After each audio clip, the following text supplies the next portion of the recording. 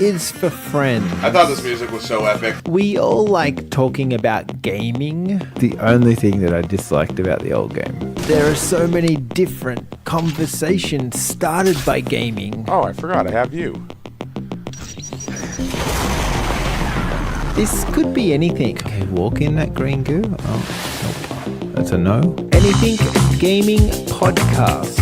Hi, and welcome to Anything Gaming. This is episode 20, and we're going to go through things that gamers hate. But before we do that, let me introduce Woody and say, how are you today? How are you today? I'm doing great. I've had a fantastic day, fantastic week. You know, still gaming on as I do. Kind of in between new releases. I'm still chipping away at Baldur's Gate 3, but RoboCop is done. That's in the bag now. That was really fun. Recommended. And yeah, that's pretty much it. Just that, and I'm still cranking away. Oh, I just finished Shadow Warrior. So I want to play the newer ones, especially 2. I heard 2 was really good. Do you have this moment when you're in between games, like that moment where you're trying to find a game that fills that void, and sometimes they turn out to be like some super fantastic game that you never expected yourself to play, and sometimes they turn out to be some terrible game that you just can't wait for this other game to get released because it was so bad. This downtime was so bad. But yeah. There's a lot of factors. For one thing, I don't like to repeat the same game on the console. Like if I finish a PlayStation game, I want to go to Sony to Microsoft or Nintendo, okay. Or PC. Like kind of swim around, don't just get stuck on one console or computer. Yeah, that's a good tip for everyone. Yeah. So right now I am looking more towards I don't really consider this count because I'm kind of playing in the background, but I am going through Resident Evil 4 again, but this time on the Series X. Okay. But that's like the second playthrough. I'm doing way better. For one thing, since I kind of know what to do. Like I know the mechanics now. But yeah, I'm still waiting on like just something new to just grab me. I could try some of the newer games I've gotten over. I could go with Witcher. I could try that. I don't have that for the Xbox yet. Oh yes.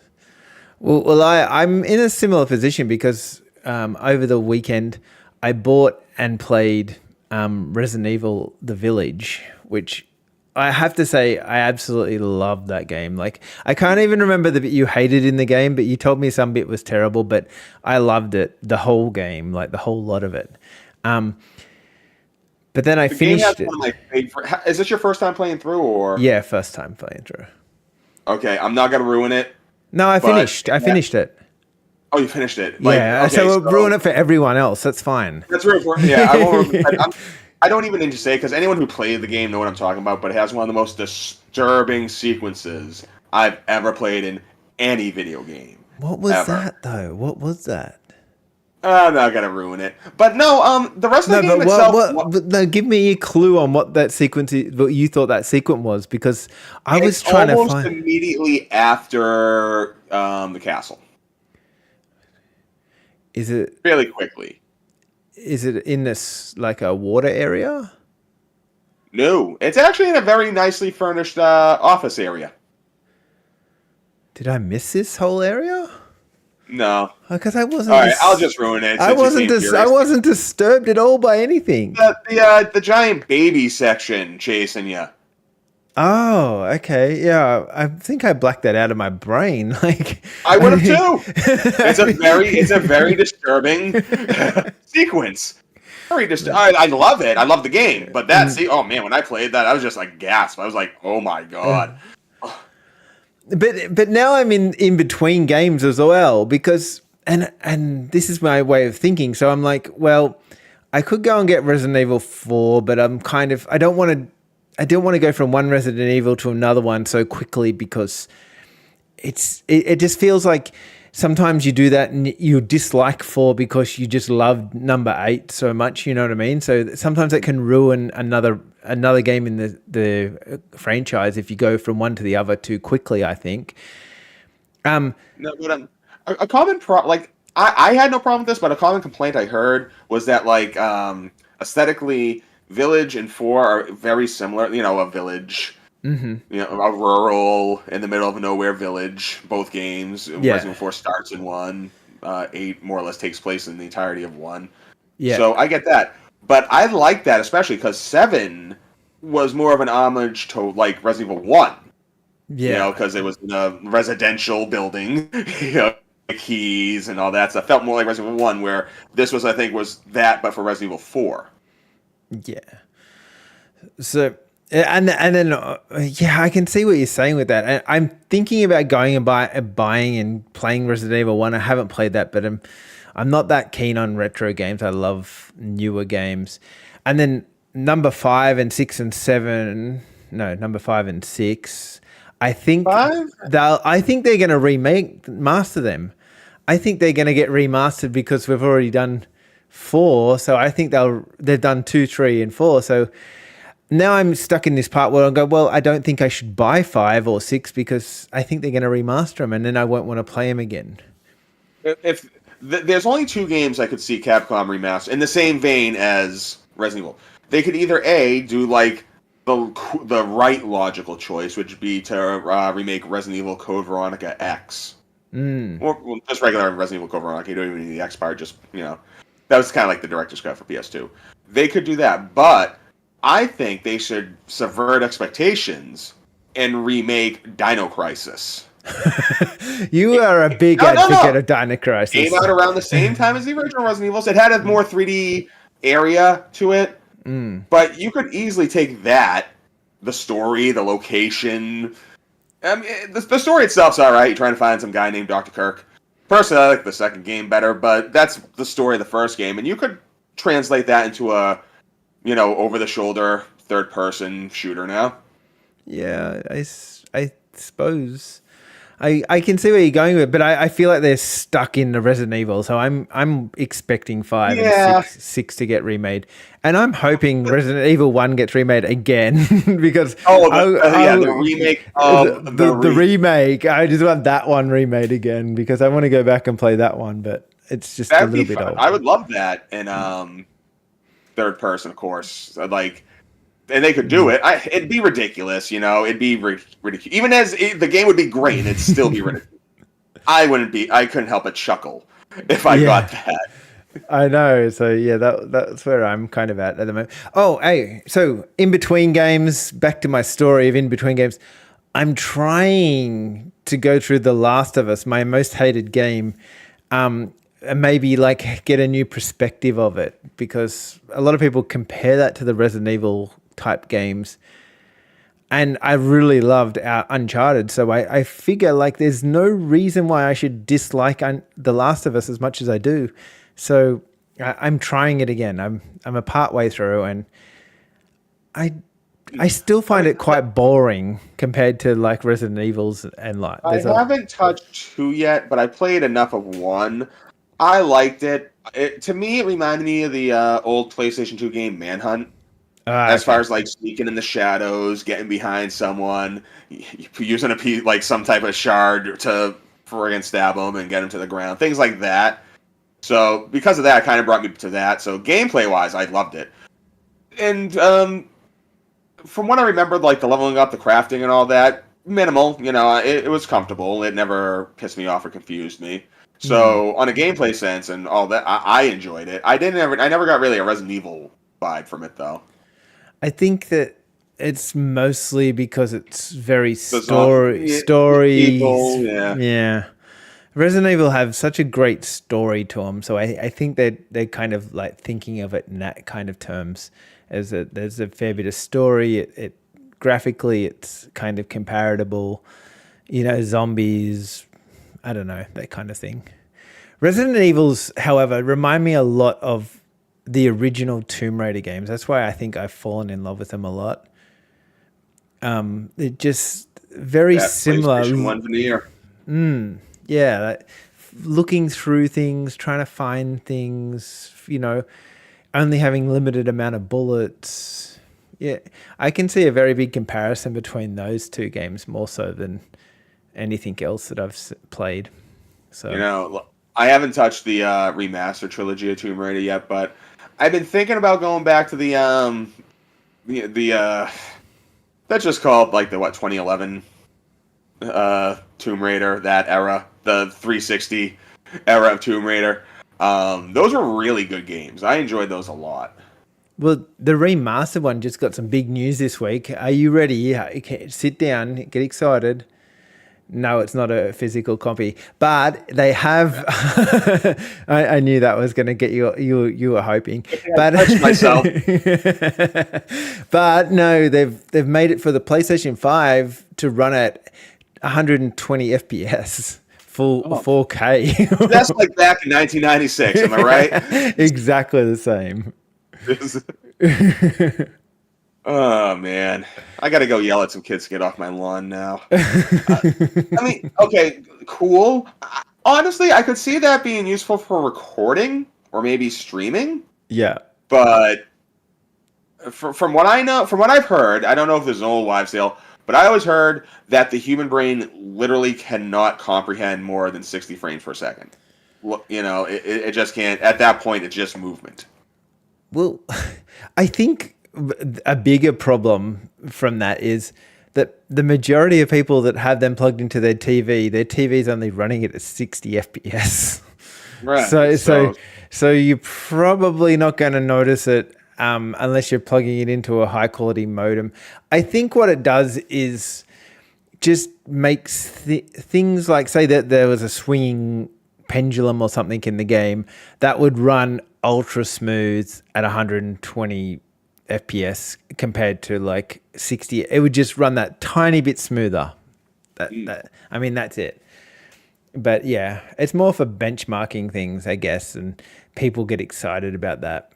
That's what PC people do.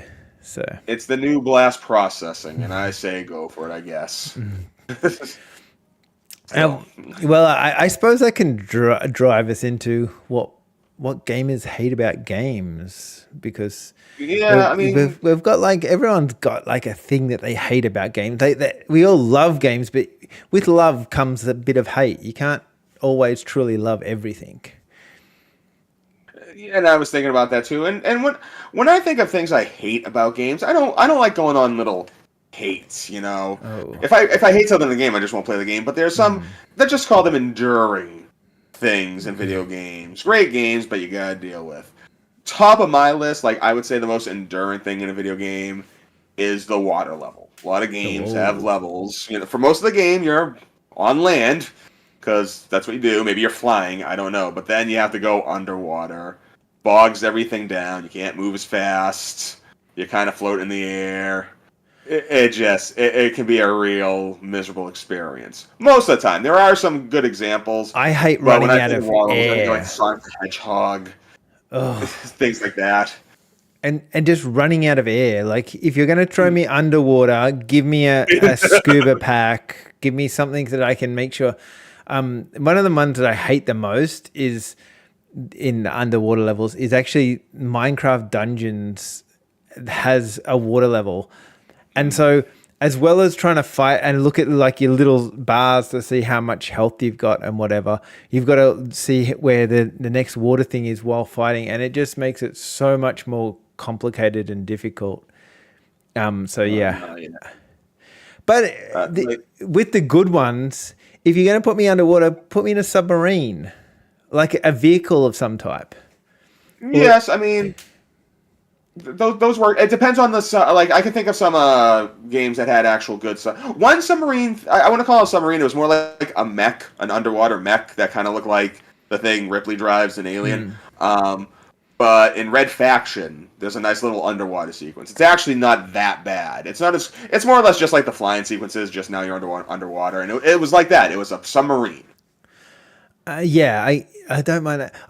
Okay, so there was a Tomb Raider level that I quite liked that was an underwater one. And the thing that I think I liked about it, now looking back and thinking about it, was that they showed you the level without water, and then you kind of activated some switches and filled it up. So then you kind of knew where all the pitfalls were in the level, if you could remember. And then once you got to underwater, you could kind of go back and do all the things. I don't mind that kind of implementation of water levels.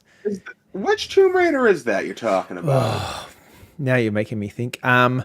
Is it Was it 2? Legend? Was it underneath a fucking ship? No, I thought it was like Legend, or was it the one before Legend? What was the one before Legend? I'm Oh, curious about this now because I'm thinking of a. I don't think it's the same Tomb Raider level you're thinking of, but I'm pretty no. sure on the sunken ship there is a part where like you can't just run across. You actually have to flood the area and then just Yeah. like cross. Let me just see. Because My I brain don't, hurts. Yeah. like, I can't, the new Tomb Raiders, as much as I don't mind them, I don't love them like the old ones. Was it Angel of Darkness, maybe? Oh, May- the water level in Angel of Darkness. Damn. Oh, or was it Underworld?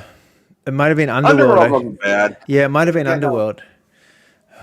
I just remember this. I didn't mind it because it was like this big round thing, and it was like you have to fill it up My and Tomb build it Raider up. knowledge so far is played and beat 1, played and beat 2, didn't beat 3, but I played it. Only played a little bit of Last Revelation. I never touched Angel of Darkness. I played Legend. I didn't play Anniversary. I played the rebooted trilogy. And I think so far that's it for me on Tomb Raider. I may have missed one or two. Well, I didn't know that there was Tomb Raider: The Curse of the Sword, which is on Game Boy Color. I didn't even know. I do know there's also the Lara Croft games. Those are I those isometric games. But they were designed to be more multiplayer. They were meant to be like more of a squad of people, and they didn't Yeah. feel so Tomb Raider type thing. They were kind of more of a dungeon crawler with random puzzles. So designed to be 2 to 4 player, I think. The Guardian of Light, Lara Croft, the Guardian of Light. But yeah, did you ever play? Was it Lara Croft as well, or was it Tomb Raider Go?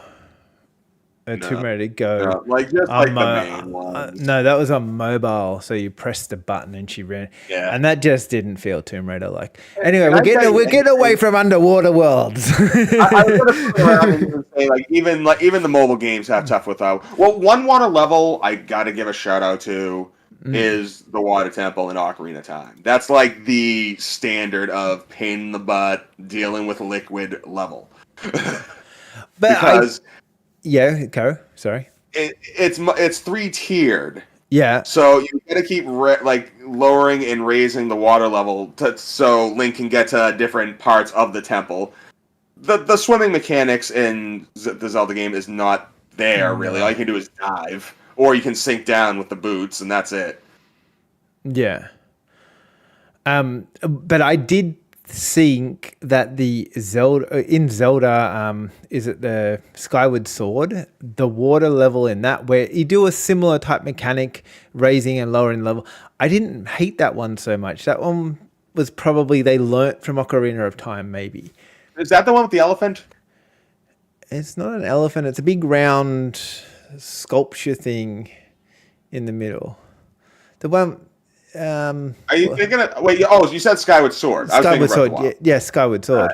Yeah, with the cistern, I think it's called. Yeah. Yeah. That one there wasn't so terrible. It was kind of manageable.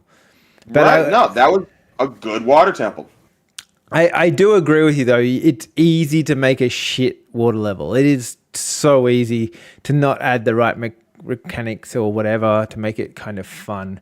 So yeah, definitely water levels are on our list of hated things. It's just little things that you get to, in a platformer game, and all of a sudden now you got to swim. I mean, there's other things though that off the top of your head you'll be like, oh, I don't really want to deal with that. Well, on the other side though, games where you can't swim in water, but you feel like you should be able to swim in water, like the early Assassin's Creed, where you used to fall in the water, but it just felt like you should have been able to swim across the top of the water in those particular games. They're also another dislike.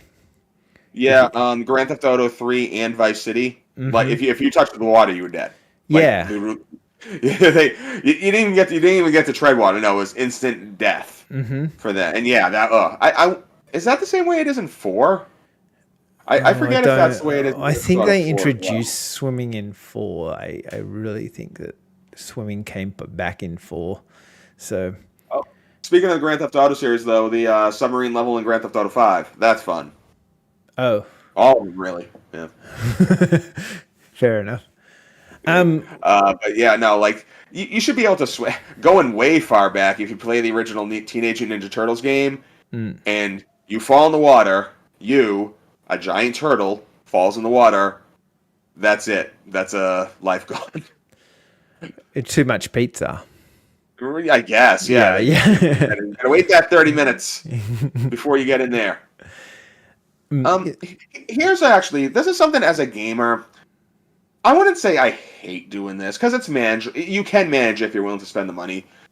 But occasionally, even if you got the disk space, eventually you got to come to a point where you got to delete some stuff. Oh, that's such a New World problem, isn't it? Like Yeah, that never like, was an old, because you just swap cartridges back in the day. Now Right. I actually had to do that is recently with my Xbox. I had to be like, all right, I'm not playing this. I'm not playing this. I'm not playing this.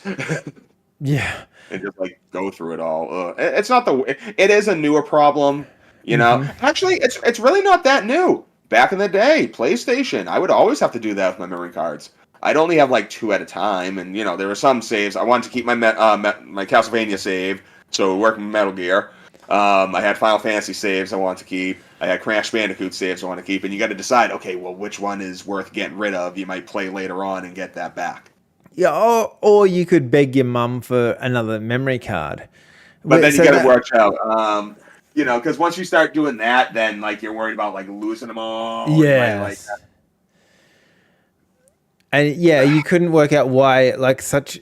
The thing I couldn't work out was why like a PlayStation disc could like it's literally carrying a few bits of words on it. It's not like carrying pictures or nothing, but like an 8 megabyte thing could not carry like hardly any information about a game.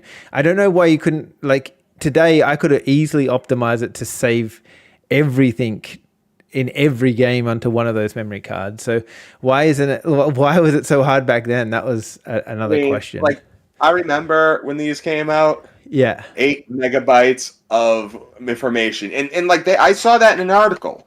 Mm-hmm. They touted it. They were like, 8 megabytes. Like, what are you saving? You know, like, and it was just for data. That's all you could do with it. It was just 8 megabytes. And I can't help but laugh about that now. I remember when I first heard of the first hard drive, and I was in high school. I was a vocational school. I was in electronics. Yeah. It was a 1 gigabyte hard drive. Oh yeah. Ooh, yeah. The possibilities were endless that senior year. Yeah. Did you ever mod or change like in your PlayStation, put in a bigger hard drive, put like the 1 terabyte hard drive into your PlayStation 4 or something like that? It's actually funny that you mentioned that. I never did that with my PlayStation, but I did do it with my Sega Saturn. But it wasn't because of memory. It was because the particular memory card for it actually allowed you to play Japanese imports. Right.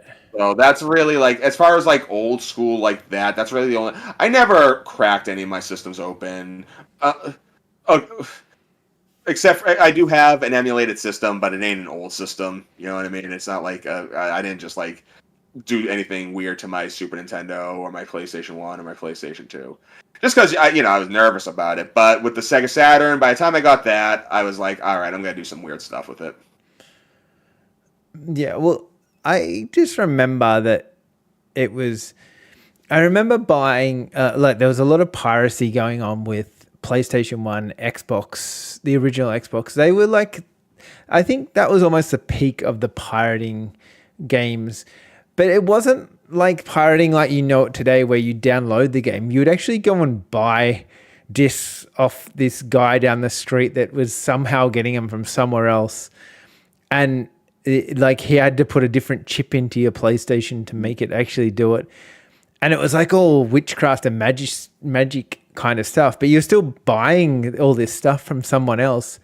And I remember looking, because the original PlayStation disc actually had like a black film over them, kind of thing like that. And then I remember looking at the disc and thinking, so that game's only using like that you could see what had been burnt and what hadn't been burnt onto this disc, and the game was only using like a third of the disc or not even. So why can't we even do half the thing? Why do we need a memory card for this kind of thing, or like where it was at? What I heard, I mean, you're more on the tech side of things, so you could probably tell me. But from what I heard, a lot of that like extra space there is usually like security measures and stuff like that to prevent hacking and all that, like stuff that you can't even like access because it's there to protect the rest. Mm-hmm. That's what I've always heard. What that is, I could be wrong on that. That's just always my understanding. How like a Blu-ray is 49 gigs, but even then, what you got on there isn't like the complete 49 gigs. But a lot of it has to go with protecting the gigs that are being used from being copied and pirated, matey. Yeah, I don't know. It was. I don't think it's that much. I just think that the discs were this size, and why would they just put on what they had to put on the disc? But my brain used to hurt because I think, well, why is there like this tiny little memory card, and we're not even using half the disc? That was the bit kind of like confused me in that whole system of weird piracy. I never pirated either. Don't arrest me. Yeah. They're gonna come at you for pirating Bubsy. I tell you. But yeah, I don't know. That accolade, they got deep pockets. Do gamers hate piracy or do they love piracy? I mean, like any actual piracy, I guess it would it would depend on what is being pirated. Yeah, I guess. I mean, if you're stealing shit from EA, Activision, is anyone gonna cry for that? Yeah. No. But if someone's pirating maybe Radio Bush's game, that's pretty shitty. Yeah, but I feel like my game's going to be easier to pirate.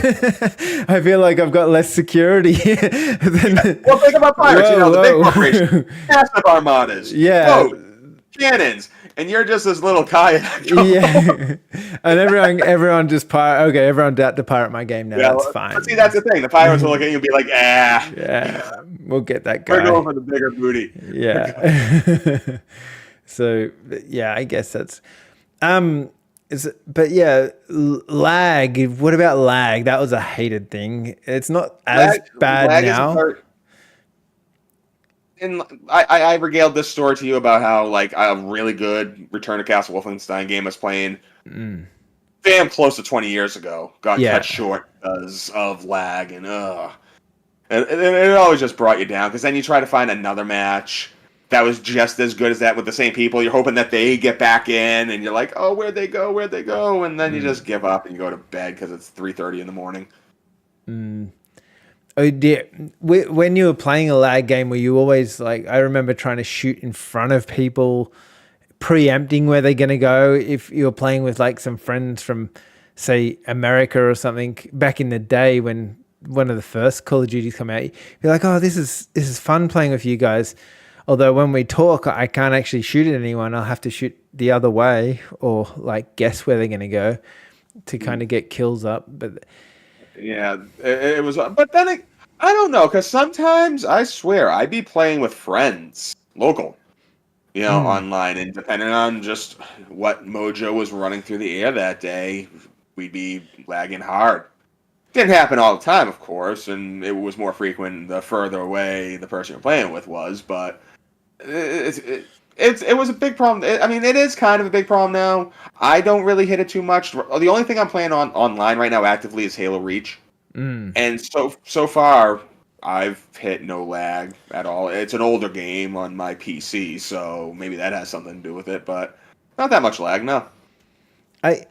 I do think nowadays, though, if you are a hardcore gamer, before you even decide what PC, console, whatever you're going to get, you normally go out and get the best internet possible, and then you build your stuff around that. Always keeping me connected. Yeah, I said whatever that the best package is, I want that. yeah, the gamers like go after like these crazy packages now, and the internet's just getting faster and faster. So I'm kind of interested to see where games go with that in regards to online gaming, because lag's going to be almost non-existent one day. I consider lag to be like the descendant of slowdown from the old days of gaming. You know what I mean? Because like you be playing a game and everything's going good, but way too much shit's on the screen, and now it's just struggling along at a slow pace like that. Yeah, I've always considered those two things to be very connected somehow. yeah, maybe they are. Maybe they're like, it's like the ghost has like jumped into the internet. Right. Yeah. Like all these little things connected to one another. Lag. I will say this about lag though. On occasion, lag might make the game better, because then the games might glitch and you might see something that you normally wouldn't see. I remember one time the game was lagging, and you know when a game is lagging and your character won't be moved, but then it'll just move forward real fast, and then it'll stop again because you're putting the input to move forward, but the game's not there yet. Yeah. And for some reason, I was Saints Row 2, and I just shot like past the wall and into the area behind the area. So everything was like polygon-y and background-y and stuff. It was cool. It wouldn't have happened if it didn't lag, I think. I think I've lagged out into some weird spots too. Like I do think you're right. You do get few little hacks every now and then from a bit of a lag out. It's fine if you can appreciate it. Yeah. I can see some people not caring about that all and wanting to get back to the game as they do, but I try to look on the bright side sometimes and things like that, and hope that I can see something cool that I can at least take away from it. Well, I know that I'd prefer lag over. I hate it when a game crashes and you've just completed something incredibly hard, or if you completed something incredibly hard and then you fall off like this random ledge and it hasn't got to a save point after you've completed something incredibly hard. Like any of those two scenarios are just the worst. Like they're probably something that I just cannot deal with. I've quit games because of that. Same, like, and doesn't that say, like, you'll be like, okay, I'm gonna start this game up, and you might be like a good 20% in, and then something like that happens. Yeah. And you're like, do I even want to go through all that again? Do I even want to go through, like, to get to where I was? Forget it. Yeah, game's dead to me. Here's something that's difficult. Have you ever had a game, the game freezes, but you don't know if it crashed or not? Oh, is so it the saved? first thing you do is you press whatever the home button equivalent is on your controller. To see if it's just the game or if it's the system. and like, your heart's beating. You're like, okay, come on. And if the home menu comes up, you're like, yes, I can just quit out and just like go back in and everything will be all right. But sometimes when you press it, nothing happens. And you're like, damn it. Yeah, I can say that's very, very common sometimes with the new games, though. I find that I kind of dislike this whole releasing games before they're finished kind of bullshit. Like, I think that's annoying. Remember how they used to make a game and then they would go, hey, this game's made now, and then you can go and play this game and you shouldn't have too many problems. And then we might do a small update just to finish off those last little kind of bits and pieces that we found after you broke them a couple of times or whatever. But nowadays the game's like half broken and you're like, this'll do. I guess I'll just be gentle on the game because I love this game. I wonder if video games are getting too ambitious. Is it too ambitious, or is it just like they want to see what the public's reaction is to this game before they spend, like even that, like, releasing an unfinished product can't be a good idea.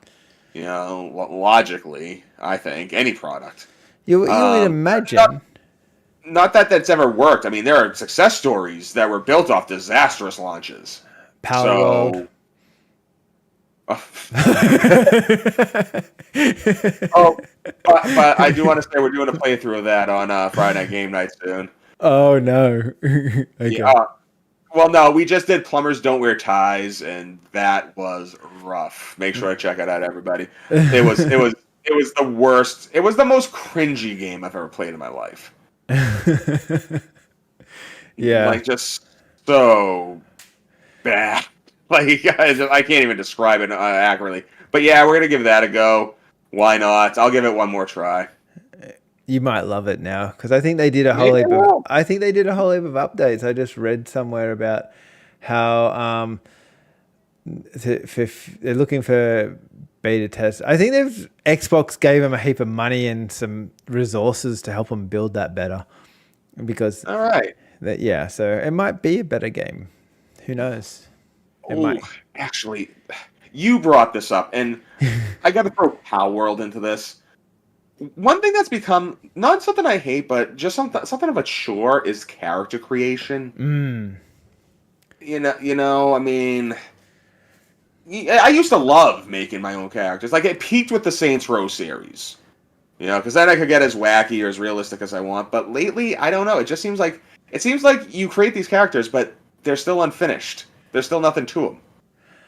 Well, I think that they've got no soul. They've got no. They don't put the effort into the backstory because if I create like a woman character, for example, how do I have a backstory of like that being a little girl or, you know what I mean? As opposed to a little boy, it doesn't matter which way it is, but it's just saying like you can't have the same backstory for every character. I prefer like, for example, Borderlands where you've got the choice of 4 different characters that you can choose from, and then you play them through and you get all their different backstories. That I love in a game, but having like a fresh slate as a character, it's not interesting for me. A Phoenix Immortal Rising was one that I really disliked. Oh, but no.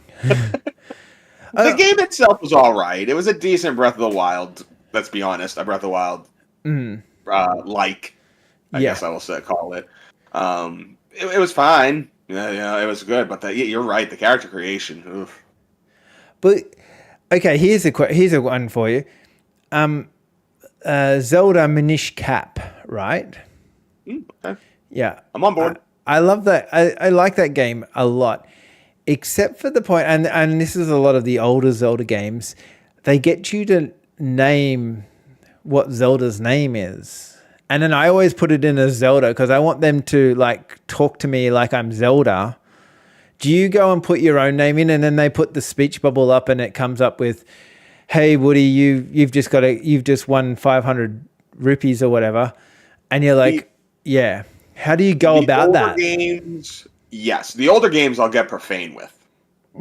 But with the newer games, no. Like Minish Cap, if I were to play Minish Cap now, I would, because it's a good game, don't get me wrong, but that's a game that it would be Link. It would be Zelda. But okay, Link to the Past, I'm never Link. I want to say the last time I played, I called myself Rod Munch.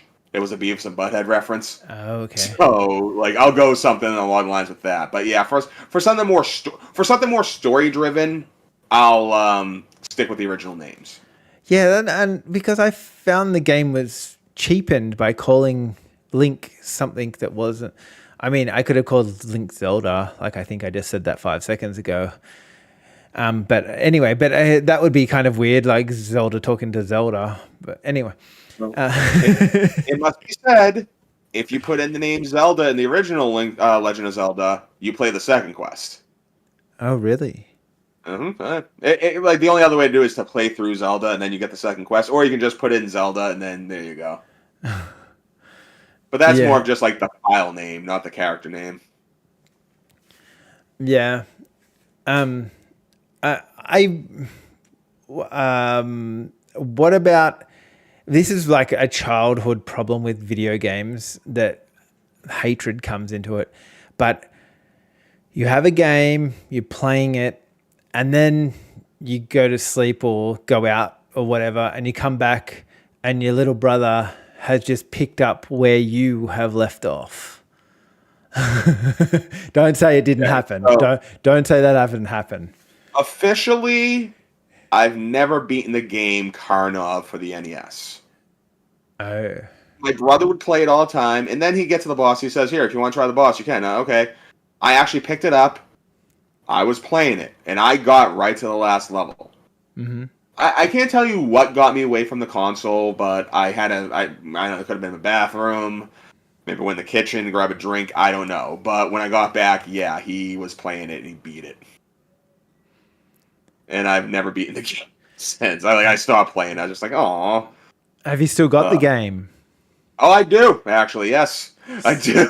So that's going back onto your list now. And now It's something I should probably clean up at some point, actually get on that. Like, man, when was that? That was, I want to say that was 1990 when that was going down. I would have been about 5, 6, 7-ish. Yeah. Young. I would have been 6. Just turned 6.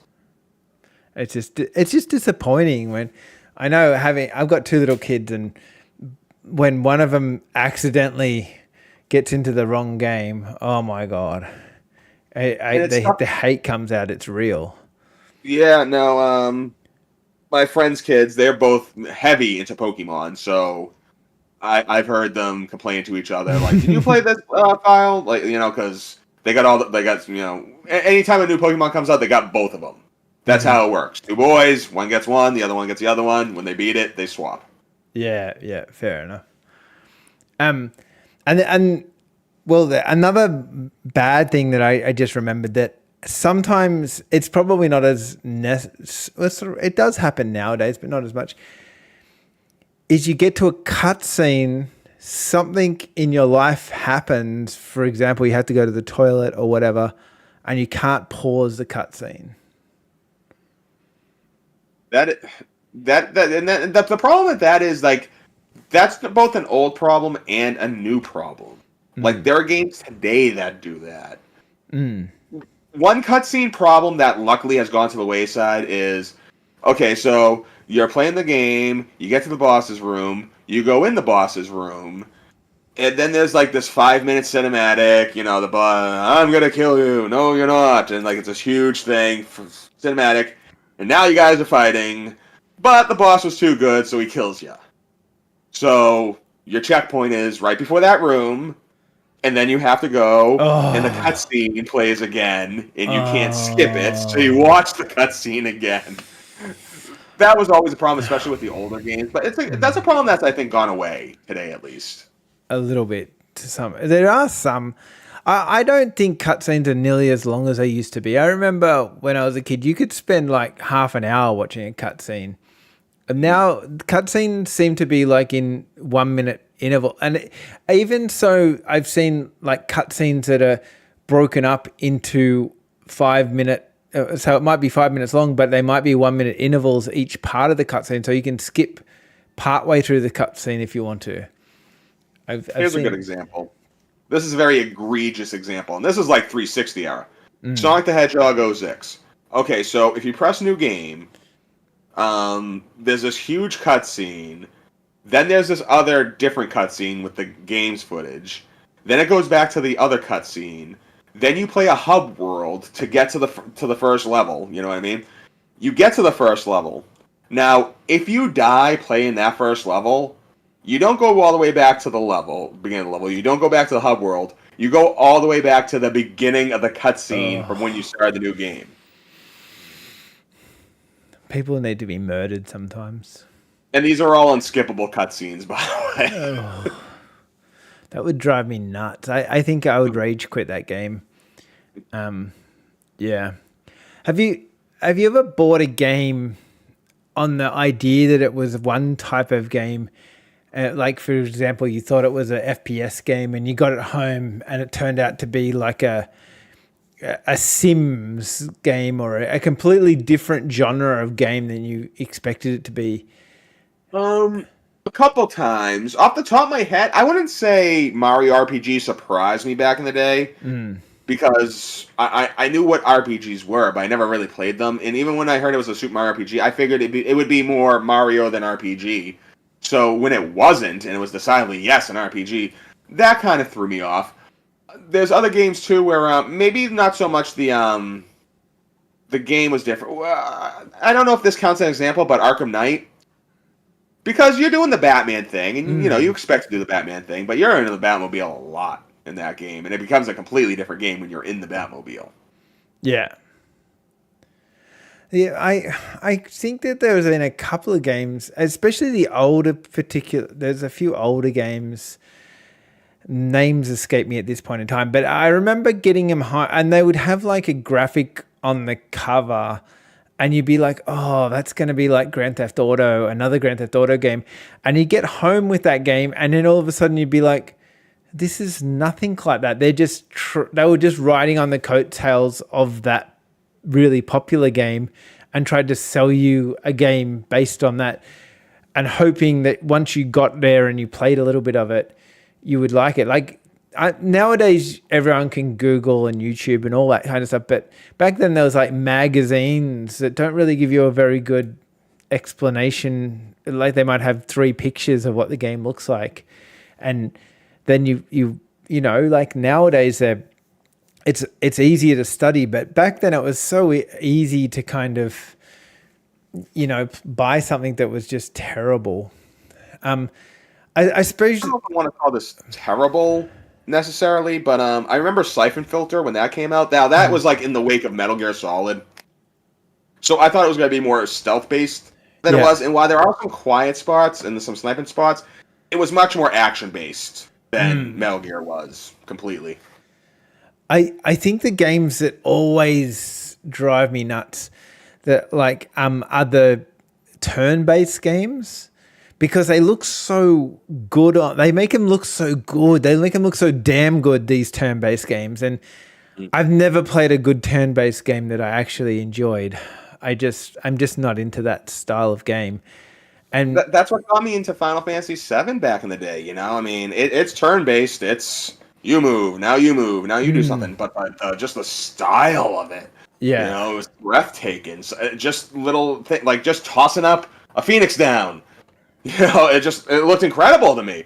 So it kept me enthralled, and I think that's what you have to do with the turn-based game, is that you gotta do all you can do to make the fights interesting, because at the end it's just chess.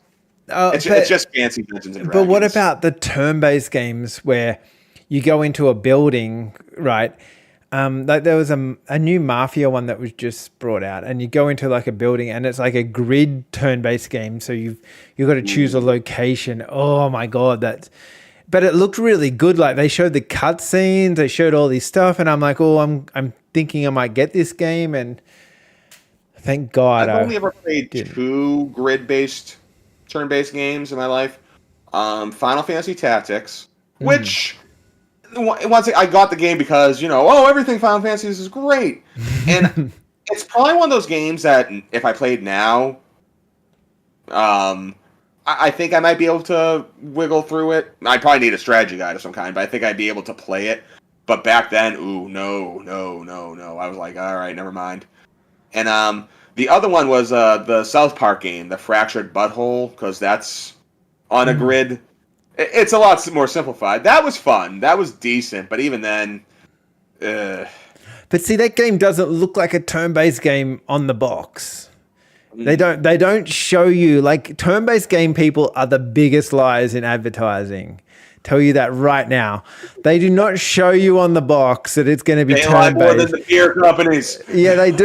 They 100% turn-based, grid-based, turn-based. They've got nothing to sell. They know they've got a crap product, and they just go and make it look like it. They show you cutscenes. They show everything except for a grid and boring turn-based procedure, because they know that stuff's hard to sell. Yeah. Well, of course, that I'm sure when you look at a video game box, and this is luckily a problem, not necessarily a problem, but this is like a challenge throughout entire game history. When you look at the artwork for a video game box, hell, if you look at the artwork for the page, the Steam page that you're downloading on, there has to be some type of art. That has to let you know exactly what you're getting yourself into. You know, so yeah, like if you show one thing, the other, probably the most like egregious example in my mind is the game Phalanx. And it's a decent 2D shooter. You're in space and you're shooting other space things. It's not, if you like Life Force, if you like Gradius, you'll like it. The cover is an old man sitting on a rocking chair. He has a beard, he has a straw hat on, and he's playing a banjo. Yeah. That's the cover. That doesn't happen in the game. That doesn't at all. No, I never played that game. One that got me was Renewal, or was it Renewal? That I did not know that was, what do you call it? One of those, the ones that you die and you start again and you start again and you start again. That one there.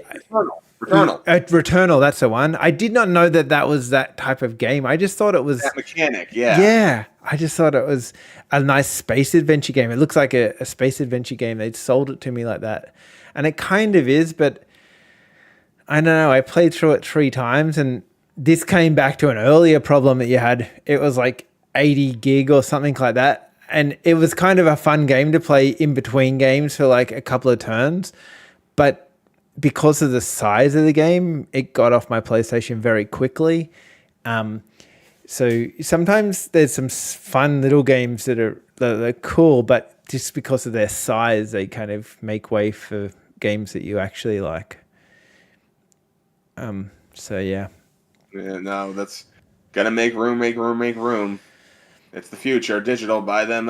I do need to get some more hard drives though for everything. Have you bought one of those little Xbox things that slot in the back? I have not. No. They're so expensive. I want someone to tell me if they're good. Pretty much everything I see is in American dollars around the $200 mark. Just I do want to get a damn good one for my computer. I want to go with like a nice 8 terabyte or even 10 terabyte something. But I'm lazy and cheap. You've got to, yeah, and especially if you get an SSD, then yeah, there goes another. One thing that happened, I mentioned this a while back, how I had to reboot my entire system. So I was able to get rid of a lot of trash. So right now I'm sitting pretty. My games are running awesome. Yeah.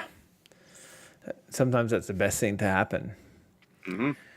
Well, I might finish off this week with a little bit of a weird question for you. Yeah. And if you want to answer, in the comments, do that too. What would old gamer you go back and tell young gamer you? Have you got a thought process on what that could be? Yeah. Save all the boxes and games that you have. Keep them in pristine condition.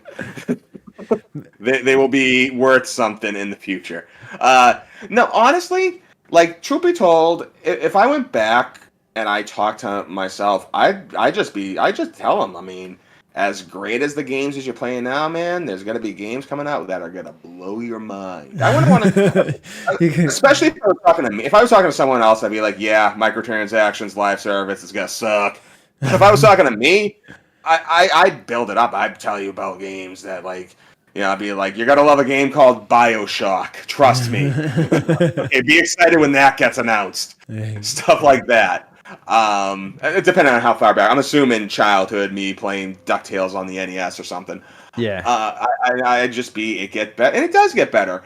And even though there's a lot of things, going back to how there are things about gaming that do kind of stink, I still think there's plenty to celebrate and love. And I would tell my younger self, I'd be like, you just get ready. And I'd also be like, by the way, invest to anything called Minecraft or Pow World as soon as you hear about it, because Pow, yeah. Well, yeah, I would be like, get into Guitar Hero and Rock Band quick, but then get out surgery before the crash, stuff like that. Other than that, and then I would give them the sports almanac. That way, they could bet on all the stuff. So in 1985, little reference, it's all right. I got it. That's all I would do. I would just get ready, and then though I would want to play something multiplayer with myself from back then. Do you think you'd beat your old self? It depends, because you would have had better reactions back then. Reactions. See, that's what I'm saying. Yeah, I want to see that. Yeah, I would want to do that. Like Yeah. anything, any multiplayer game that just plays something, I want to see exactly how dull the synapses have gotten over the years. That'd be interesting to see, like, wouldn't it? Like reaction time, because I think, but then see the games are better, and so would you play? See, old you would be better at playing, like, say, Mega Man, but new you would be better at playing like something newer. So I don't Maybe know. let's just say if I even go back to 14-year-old me, and I challenge him to a game of GoldenEye. Now, you got to remember, 14-year-old me not only has better reflexes, but 14-year-old me is probably playing GoldenEye like 3 hours a day, every day. At that point in his time in his life, I know I was, so that's what he do. So he probably would like destroy me, but at the same time, I was like, all right, now you and me are gonna play. I don't know. I'm trying to think of a good like 1v1 shooter. But would you allow now you to use the unflipped over controls, like how they released it on Nintendo and all the controls were like inverted and stuff? Would you allow that to be like the Xbox edition with the proper, like what we accept today as the proper version? Or and it's funny because I don't know how the younger me would react to that. And that's one thing I always am very envious of the younger generation of right now. Just like the variety of controllers out there and different little devices you can play. Back then when I was 6, 7, just the 4 face buttons, 2 shoulders, D-pad, and that was that. So if you wouldn't be like, okay, here's a PlayStation 5 controller. If you handed me that back when I was a little kid, I'd been like, why is it so heavy? Well, I do like how all the controllers seem to be almost standardized now. They've got like you can go from PlayStation to Nintendo to Xbox and you kind of know what you're getting. Where back in those days, you could put a glove on, or you could do all different types of. We didn't know what the best controller was. Like there was some we go back and see like episode 3. I think we talk about controllers for like an hour or something. But yeah. One thing I think younger me. I mean, technically, you wouldn't be able to use it because you're too young. But younger me would have loved VR. Like been all over that as well. It's cool now, but I'm grown. I've gotten too much of regular reality to really appreciate virtual reality. So, but younger me would have been all over that. How about you? What do you think? What do you think you, as a young gamer, would have gravitated to, which is around now? Well, that was weird because I was so into car games before I could drive. Car games were like all my thing. And then as soon as I could drive, I never played another car game. I tried the other week to play another. What's the one on Xbox? I played that for a bit. Forza, yeah, I played Forza for a bit, and it was really good. But I just found it boring to like a lot of extent because it was just, like I can drive a car, I can do stupid things, I could jump over a roundabout or go through traffic lights if I wasn't looking. Like that's not a big problem, but I don't know. I think I would have told myself to get into streaming earlier because get onto try and commercialize myself a little bit when I was young. Be the first PewDiePie. Like I could have been that guy. Well, here's the thing. Like with my YouTubing, I've never really thought about it as being like, wow, I'm going to make a whole bunch of money. For me, I just love the reactions of different people. I always love it when I'm streaming something and someone just jumps on and starts talking randomly, Just one person, that's all. I don't got a huge audience. That's enough. I love that. That makes it all worth it. Anything else that comes after that is just gravy, As long as I get that, I'm good. I go walk away with a smile. Yeah, and I agree. Like if we had one person tell us something right now, it'd be fantastic. But I remember I was I had this was when I first started streaming, and I had a really bad day at work. I came home and I just wanted to play something to get my mind off things. So I decided to play just Super Mario Brothers 1 off the Switch, and I just decided to stream it. I just got my capture card, so I was also testing it too as well, just making sure that it ran great. And I think I had like 11 people watching me at once. And in the grand scheme of things, that's really not a lot. No. But I tell you, at that moment in time, I felt like Johnny Carson. Like, I felt like I was like on the stage. It was a very exciting. It's a feeling I've been chasing since. It was just so exhilarating. So I'm sure that if I was a little younger, But you imagine, younger me would have been loving getting all the attention and all that.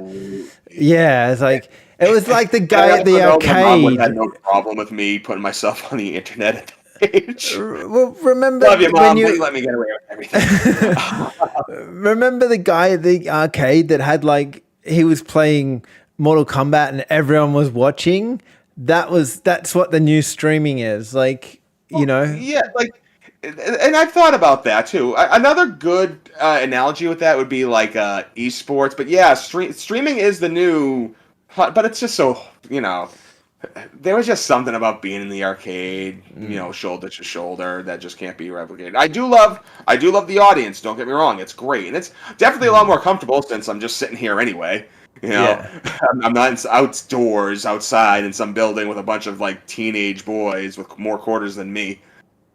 Yeah. It was pay to win back then too, and it's pay to win now. So the more things change, the more they stay the same. Yeah. Oh well. Until next week, let's do nothing. All right. Talk to you again. See you guys.